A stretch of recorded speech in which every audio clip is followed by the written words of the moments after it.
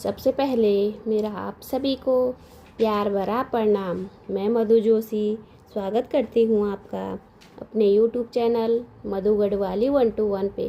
तो दोस्तों, आज की वीडियो में मैं आपको श्रावण मास महात्म्य का चौथा अध्याय सुनाऊंगी। आप भी मेरे साथ श्रावण मास महात्म्य का चौथा अध्याय ध्यानपूर्वक और पूरा जरूर सुनिएगा। धारण पारण व्रत। भगवान शंकर ने ब्रह्मा पुत्र से कहा, हे ऋषिवर, अब मैं तुम्हें धारण पारण व्रत के बारे में बताऊंगा। पूर्व प्रतिपदा तिथि को पुण्यावाचन कराने के बाद मेरा व्रत धारण करना चाहिए। एक दिन धारण और दूसरे दिन उसका पारण करना चाहिए। धारण में उपवास तथा पारण में भोजन विविध है। श्रावण मास की समाप्ति पर कीर्तन पुण्यावाचन कराकर आचार्य तथा दूसरे ब्राह्मणों का वरण करना चाहिए। शंकर पार्वती की सोने की प्रतिमा को घट के ऊपर स्थापित करना चाहिए। रात्रि में भक्ति पूर्वक शिव महापुराण का श्रवण कीर्तन आदि करके रात्रि जागरण करना चाहिए। प्रातः काल हवन करना चाहिए। त्र्यंबकम यजामहे मंत्र से तिल और चावलों की आहुति देनी चाहिए। वामदेवाय विद्महे महादेवाय धीमहि तन्नो रुद्र प्रचोदयात् मंत्र से घृत और चावल की आहुति देनी चाहिए। ओम नमः शिवाय मंत्र से खीर की आहुति देनी चाहिए। इसकी पूर्ण आहुति देकर होम समाप्त करना चाहिए। ब्राह्मणों को भोजन कराना चाहिए और आचार्य का पूजन करना चाहिए। इस प्रकार व्रत को पूर्ण करने से ब्रह्म हत्या आदि पापों से मनुष्य मुक्त हो जाता है। इसमें लेस मात्र भी संदेह नहीं है। हे सनत कुमार, अब तुम श्रावण मास में उपवास की विधि सुनो। श्रावण मास की प्रतिपदा तिथि को मनुष्यों एवं स्त्रियों को संयमता एवं जितेंद्रिय होकर व्रत का संकल्प करना चाहिए। अमावस्या के दिन लोगों को वृषध्वज भगवान महादेव को षोडश उपचार विधि से पूजन करना चाहिए। ब्राह्मणों को वस्त्र अलंकार देकर उनका पूजन करना चाहिए। उन्हें भोजन कराकर दक्षिणा देकर हाथ जोड़कर विदा करना चाहिए। इसी तरह पूरे मास उपवास का व्रत मुझे प्रीतिदायक है। 1,00,000 संख्या वाली रुद्रवती विधि से करना चाहिए। इस विधि को हे सनत कुमार ध्यान पूर्वक सुनो। यह संपूर्ण सिद्धियों को देने वाली है। साधारण रुई की 11 बत्तियां निर्मित करें। यह बत्तियां रुद्रवती नाम से जानी जाती है। श्रावण मास के प्रथम दिन इस विधि से संकल्प करें। श्रावण मास में देवों के देव महादेव हैं। मैं भक्ति पूर्वक गौरीश की 1,00,000 बत्तियों से आरती करूँगा। यह संकल्प कर प्रतिदिन 1,000 बत्तियों द्वारा पूजन करना चाहिए। व्रत की समाप्ति पर 71,000 बत्तियों से आरती करनी चाहिए या प्रतिदिन 3,000 बत्तियों से आरती कर अंतिम दिन 13,000 बत्तियों से आरती करनी चाहिए या एक ही दिन में 1,00,000 बत्तियों से आरती करनी चाहिए। यह बत्तियां मुझे सबसे अधिक प्रिय है। इनको शुद्ध घी से ही प्रज्वलित करना चाहिए। इसके बाद सदा शिव का पूजन करके कथा सुननी चाहिए।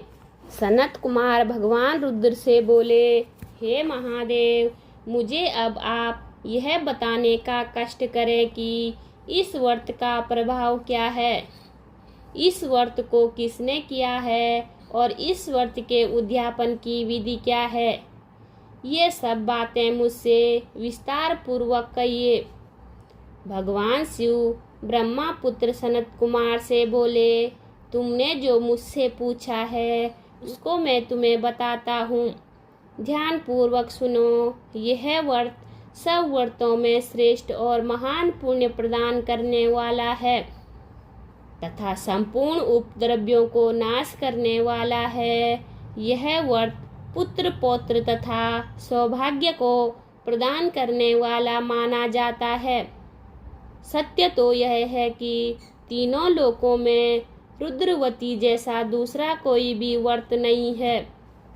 इसके संबंध में तुम्हें एक कथा सुनाता हूँ। क्षिप्रा नदी के किनारे उज्जैनी नामक की एक सुंदर नगरी है।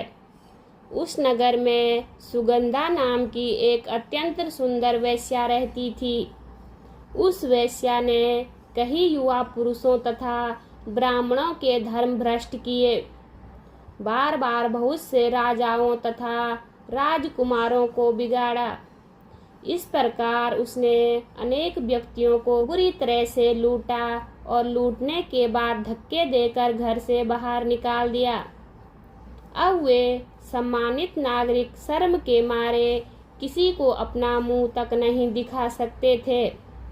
उस सुगंधा वेश्या के शरीर से निकली सुगंधी एक कोस तक फैली रहती थी। पृथ्वी पर उसके रूप लावण्य की ख्याति दूर दूर तक फैल गई। वह गायन विद्या में 6 राग तथा 36 रागनियों में निपुण थी। नृत्य में वह रंबा आदि देव अंगनाओं के पीछे छोड़ चुकी थी। एक बार वह वेश्या क्षिप्रा नदी के तट पर गई। वहां उसने सब और ऋषियों को देखा। कुछ ब्राह्मण स्नान कर रहे थे तो कुछ भगवान शिव या भगवान विष्णु की अर्चना कर रहे थे। उसने वहां ऋषि वशिष्ठ को बैठे देखा। उनके दर्शन मात्र के प्रभाव से उस वेश्या की बुद्धि परिवर्तित हो गई। उसका मन वेश्या के जीवन तथा विषयों से हट गया। वह वेश्या महर्षि वशिष्ठ के चरणों में गिरकर अपने पाप कर्मों के नाश का उपाय पूछने लगी। सुगंधा वेश्या ने कहा, प्रभु, मैंने आज तक बहुत पाप किए हैं। आप मुझे उन पापों से छुटकारा दिलाने का कोई उपाय बताइए। महर्षि वशिष्ठ उस वेश्या की बात सुनकर बोले, तुम मेरी बात ध्यान पूर्वक सुनो। तेरे पापों का नाश जिस पुण्य के करने से होगा वह सब उपाय तुम्हें मैं बताता हूँ। तू वाराणसी में जाकर रुद्रवती नामक व्रत को कर। यह व्रत महान पुण्य देने वाला तथा शिव शंकर की भक्ति में मन को लगाने वाला है। इस व्रत के करने से तुम्हारी सतगति हो जाएगी। महर्षि वशिष्ठ के वचन सुनकर वह सुगंधा नामक वेश्या अपना खजाना, नौकरों व मित्रों को लेकर वाराणसी चली गई। उसने महर्षि वशिष्ठ द्वारा बताए व्रत को विधि विधान सहित किया, जिसके फलस्वरूप वह वेश्या पंच भौतिक शरीर को त्याग कर भगवान शंकर के शरीर में विलीन हो गई। जो भी स्त्री इस व्रत को जिस इच्छा से लेकर करती है उसे वह अवश्य प्राप्त होती है। हे सनत कुमार, अब तुम माणिकवर्तियों का महात्म्य सुनो। माणिकवर्तियों का व्रत करने से स्त्री मेरे अर्धासन की भागीदार बन जाती है। वह स्त्री महाप्रलय तक मेरी प्रिया होकर निवास करती है। अब मैं तुम्हें इस व्रत की पूर्ति के लिए इसकी व्रत उद्यापन विधि बताता हूँ। इस व्रत को करने वाली स्त्री पार्वती सहित शंकर की प्रतिमा स्थापित करें।